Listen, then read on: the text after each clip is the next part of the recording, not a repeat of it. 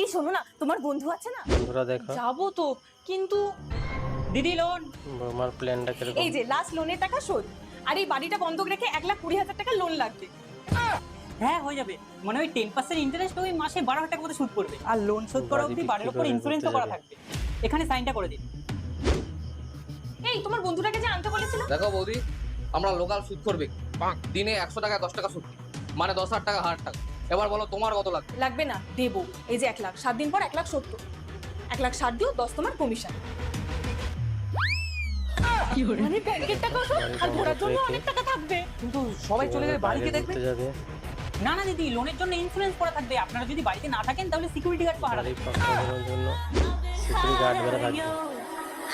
এই দেখো আমার স্বপ্ন পরিপূর্ণ হয়েছে, প্ল্যানিংটা খুব ভালো।